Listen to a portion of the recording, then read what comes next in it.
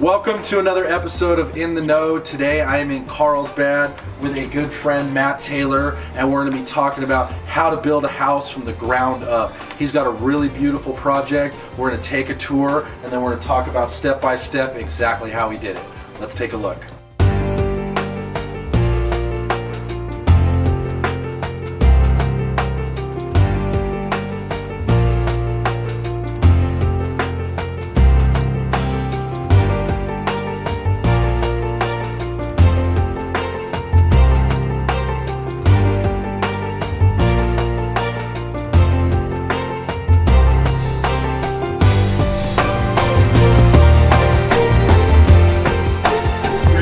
See a 14-foot vaulted ceiling in the family room. We've got a pretty sweet, large dining room here. Easily sit 14 people, no problem. And now we're coming to the crown jewel. Yeah, I like that. The crown jewel. It's a great sized room. It's really big as you look that way and see the closet. Big master bathroom. We've got a massive shower. The shower's over 6 feet wide. It's over 4 feet deep. You walk out this back deck, you've got a private, covered, wraparound deck off the master, and you have beautiful views of down South Coast San Diego. Love it.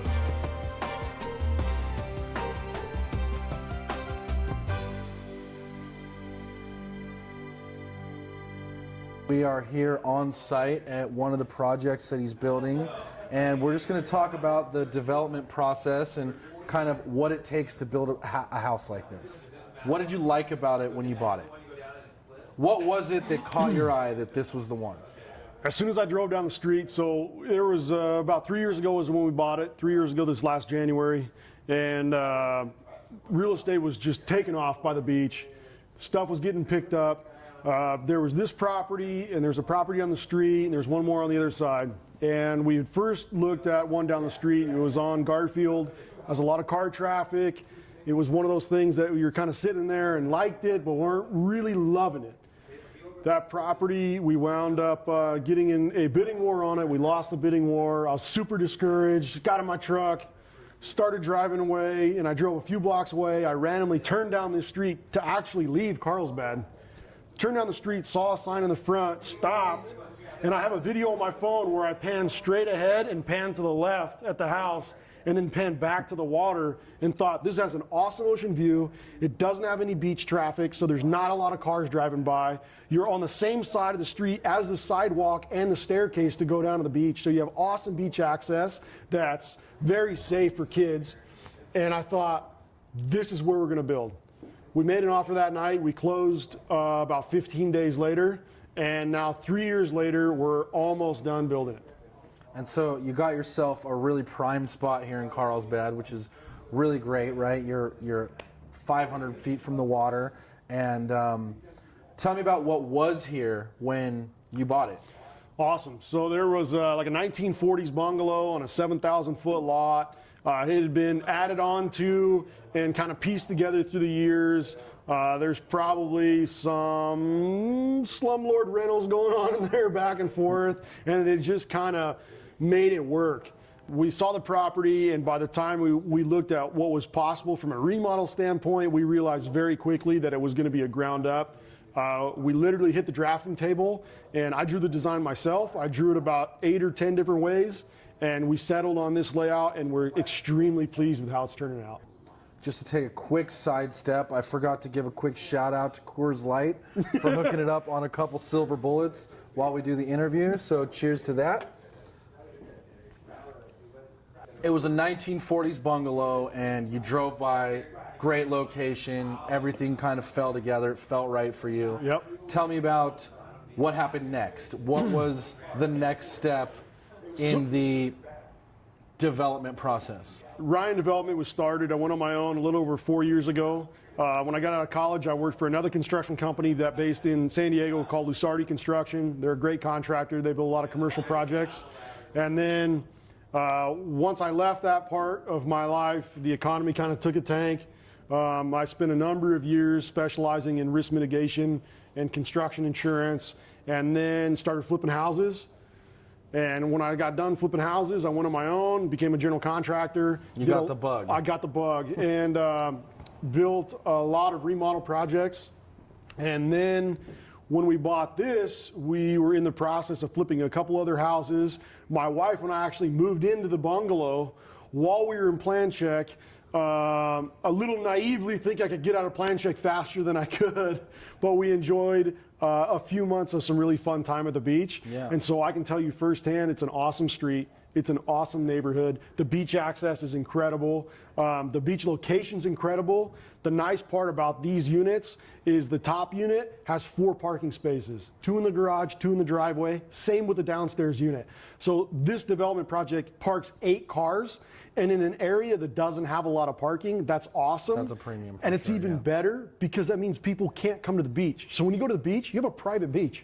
There's nobody there. Yep. And it's an awesome thing. It's a good thing not to have any free parking by your house for those beach living folks. Correct. So why don't you tell me a little bit about, okay, so it all came together, the location was great. How was it that you decided what to build on this property? Great question. So in this zone where we're at in Carlsbad, there's an overlay map that they've done, and they give you the guidelines on what you're allowed to build. Your setbacks off the side, setbacks off the front, the rear, and your height. So once we were able to utilize those requirements, we kind of hit the drawing board and then figured out, like most developers, how do you maximize the space? Well, we started with 3 units, like 99% of the other projects that are out here. When I looked at what I was able to do with 3 units, I was not happy with the amount of the space on the land. I wasn't happy with the amount of stairs that were on the land. I didn't like the chopped up living. And so I had to make a decision to either do 3 or do 2. I decided to do 2. We decided to do them top and bottom. We made them large square footage houses. We made them totally reversed in living space, so you're not bothering one another. Mm-hmm. We did an awesome floor system to soundproof both units. And that's kind of how we got down the path of what to build on this property. Yeah, I think that's actually a really important decision you made, because a lot of times, you know, developers will come in, like you said, to try to maximize the land, and what they'll do is they'll build cramped living spaces that are stacked up as high as possible. So it's like living room, staircase, kitchen, staircase, bedroom. And when you do that, you get a lot of soffits, right? You get a lot of small rooms, and you get short ceilings. Right. And so in these spaces, both top and bottom, you have 10-foot ceiling heights. In this room that we're sitting in right now, we actually have a 14-foot ceiling height at the peak. So when you come in here and you see a 5-foot window that's 3 feet off the ground that has ocean view in every single west-facing window, you don't get this anywhere else. You don't get this single living anywhere else. And while it isn't 3 units from a development standpoint, I built 2 that, in my opinion, are badass. Yeah. And that was the thought process. They are pretty badass. So you came up with the idea. I know in this case you drew the plans yourself. Yep. Let's go both options, right? You either do it yourself, which most people aren't going to do, because that's pretty crazy, but very impressive that you were able to do that.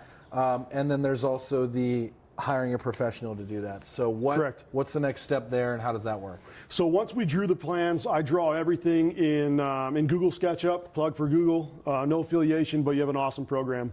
So we draw everything in Google SketchUp Pro, and once we get really comfortable with our floor plan layout and our elevation drawings, in this project in particular, we hired a draftsman. The draftsman put our plans on title block, which makes it look like normal plans.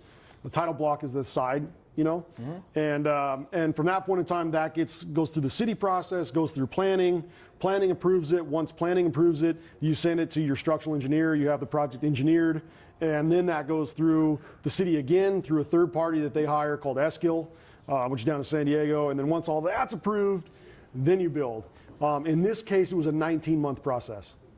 Wow. So from first submission of design, or from idea to completion? From first submittal to design. So first submittal of design took 19 months to get the approval. Took 19 months to get the approval, and that's an inflated number. It's an actual number, but it's inflated because what happens is the city will give it back to us, and you don't always know what you're going to do to address the commentary. So especially for me, I'm a very passionate person. I'm very creative, and I need to think about it. So sometimes I'd sit on it for a month, maybe 2 months. And I'd come here and I'd sit there in the yard. I'd literally put a chair about where we're sitting in the yard, and I'd look at the house and I'd look at the ocean, and I'd figure, what do I want to build here? How do I want to feel? When you come through Carlsbad, you don't see one site that has a 40-foot deck across the front, not one. It's 40 feet, it's covered, it's got heaters, it's got lighting, it's got speakers, it's got a built-in barbecue. This house, I literally love this house. It's outdoor living, which in Southern California is but it's covered. As good as it gets. As good as it gets. You know, when we designed the panel doors, a lot of people put a bunch of panels. Well, the problem with a bunch of panels is you see the stiles in the door. It blocks your view. We only did 3 on each side. Plenty of room.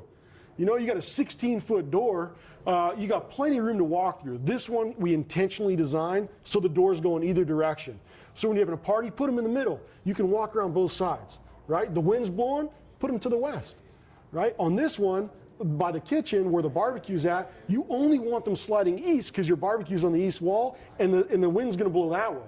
And that one has a screen door. So if it's hot, every once in a while it gets hot. And we put in an amazing HVAC system, so you never have to worry about not being comfortable at the beach. But if it ever gets hot, you get a screen door here, and that's your screen.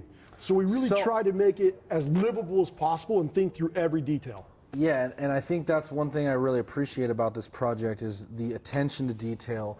A lot of the things you're doing, you're putting in the high-end finishes. You're putting in the smart home features. You're doing a lot of things that are really kind of making this the premium product. What is it? Why did you decide to go that route? So it's kind of a loaded question for me.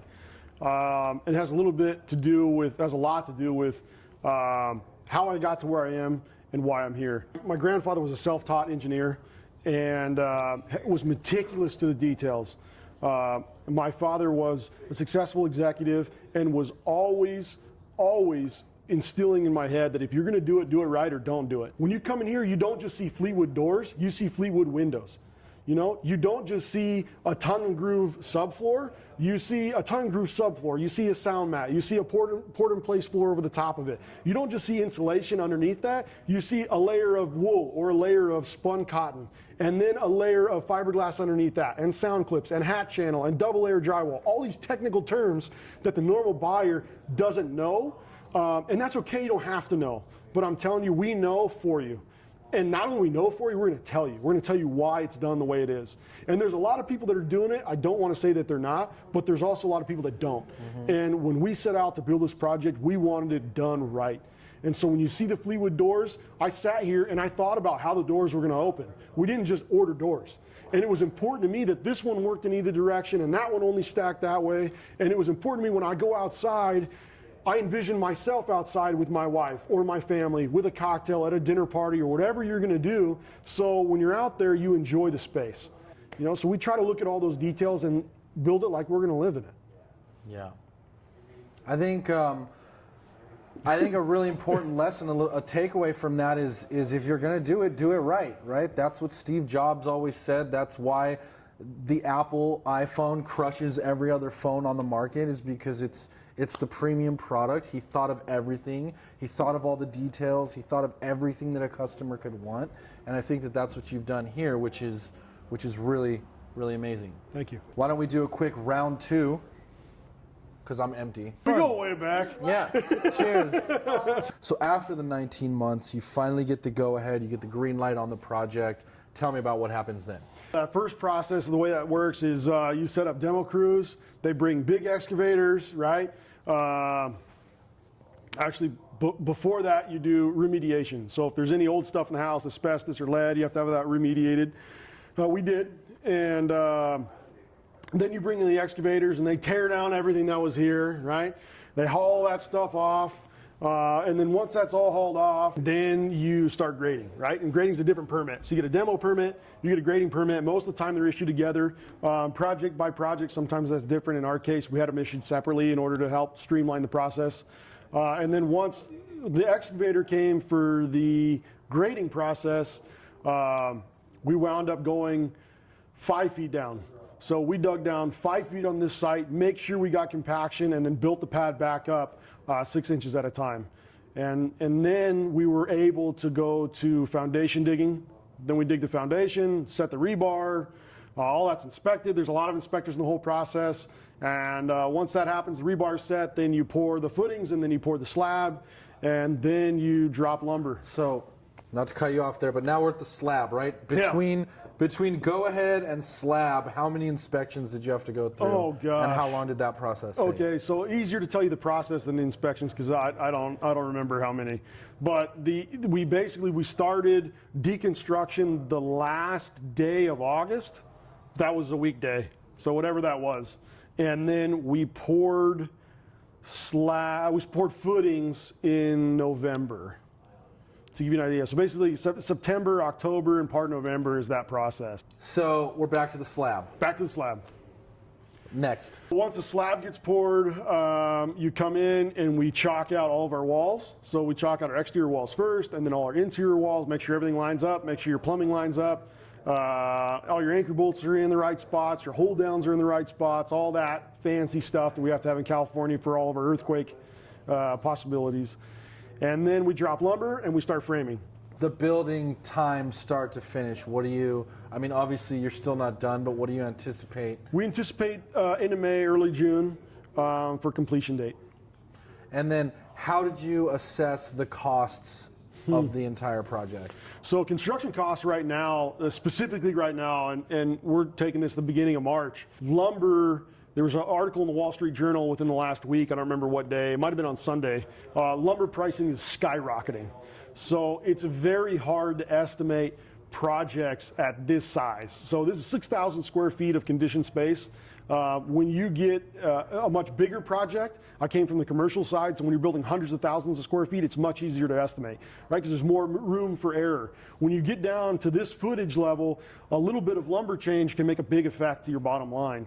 And so it's a very difficult process. What about everything else, right? Because obviously lumber's a big part of it, but you chose sub-zero appliances and things like that. So how do you make the decision there? As we looked at this project, going back to a few questions ago, why we're doing the finishes that we're doing, I actually set out the project with a different appliance package in mind.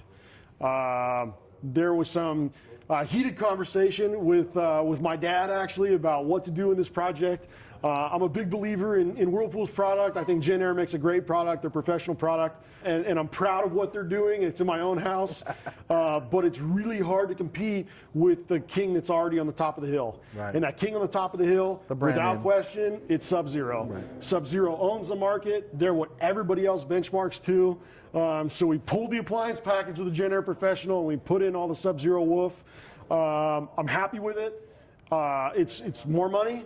It's more expense, but they're the king at the top of the hill. So that's how we went that path. So one of the cool things about the property and the stage that it's in now is that if someone wanted to buy it, they could still pick their own finishes, right? Absolutely. So we're at the stage now that's really fun and exciting because we're right at the point where drywall is going to start next week. And when that starts, that's when our team gets hot and heavy into looking at what finishes are. So we're at that really fun part of the stage in the game where we can come in, we can pick countertops and backsplash and flooring and tile. If you're a buyer, now's the time to come in and be able to design your own house without the wait.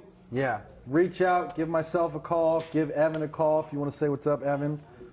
We're going to be representing the sale of the property and looking forward to getting this thing sold. And right now is the perfect time because you can still come in, pick finishes, and design this place exactly the way you want. So I imagine the entire development process, you've probably learned a lot, right? And you've probably faced a lot of different challenges. What would you say is the biggest challenge that you've faced during this whole build? Honestly, this is going to sound maybe weird to some. The challenges are my favorite part. And when you build ground up, you have a little bit different animal. But those challenges are typically in layout. So the camera can't see, but our kitchen's over here. And if you got in real close to the nitty gritty, you'd notice that there's 2 holes in the floor where the drain lines used to be for the sink that are now 10 inches further from where they are. That's one of those things where I stand there and I'm actually in the space. and I'm thinking I'm at the sink and my wife's at the range, or I'm at the range and my wife's at the sink, and we're back to back. Do you have enough space? And this is one of those examples where I was there and I was like, we need a little bit more space. And we got this awesome 48-inch Wolf range. It's absolutely top of line, chef grade, beautiful hood above it, and you got an amazing island behind you with an awesome farmhouse sink in it. Do you want it to be a little too close? And even though it was already set much more than any other standard home, we just needed a little bit more. So that 10 inches more, those are the details, those are the challenges, those are the hurdles that you overcome in the process when you're here every single day, all day long. I'm the first guy here, I'm the last one to leave. I got a broom in my hand, a nail gun in my hand. I wear my bags, for people who don't know, it's your tool bags, on a daily basis. And we build it as if we're gonna live here, and we're literally attached to the house. So when you talk about problems, we love problems, because problems have solutions that live a much better house than would be built by anybody else. I love that. So basically, you're attacking the problems that come up as if you were the person living here. 100%. And kind of redesigning things and making adjustments as you go. 100%. Based on that. How do you want to live in this space? So when you come in and you've got an interior designer, or if maybe you do your own interior design work and you set in your furniture, it's set up in a way that it's ready to be lived in. And we've thought about it. There's a fireplace behind me, and even though I don't see that as a place for a TV, we've wired it in the wall behind it. It's there. Just in case, because you might want it done. What would you say over the course of the process was the biggest lesson that you've learned?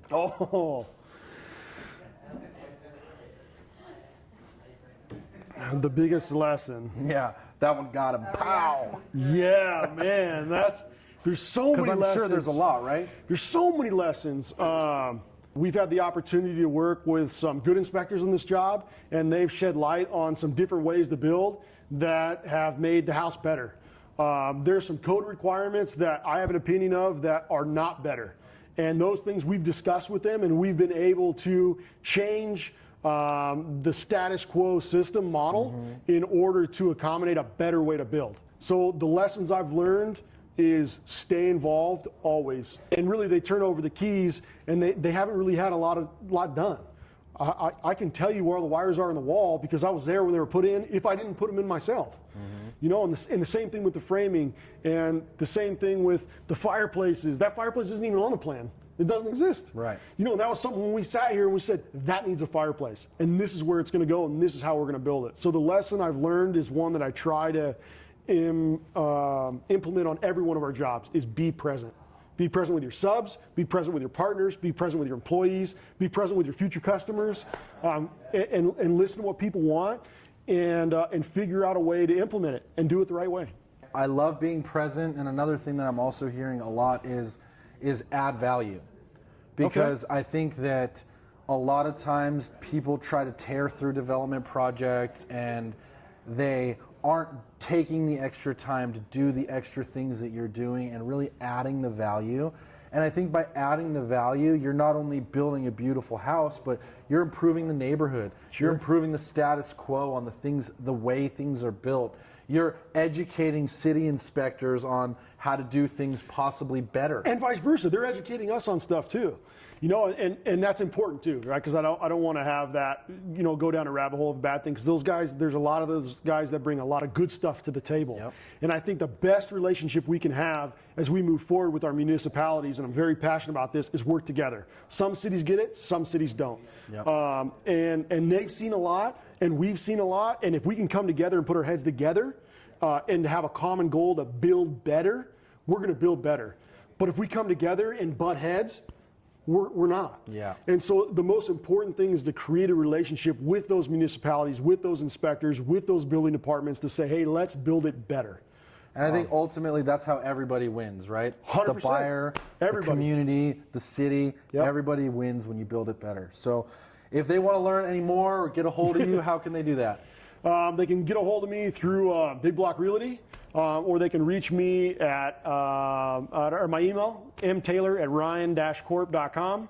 And he's a very hot commodity. He's booked out already for the next couple years. So, we're booked out through 19. So very exciting. I really appreciate you taking the time today and educating us on the development process and the really cool project that you've got put together here, and look forward to many future builds in the future. Well, I appreciate the time. Thanks, everybody. Absolutely. Appreciate it. And now you're in the know.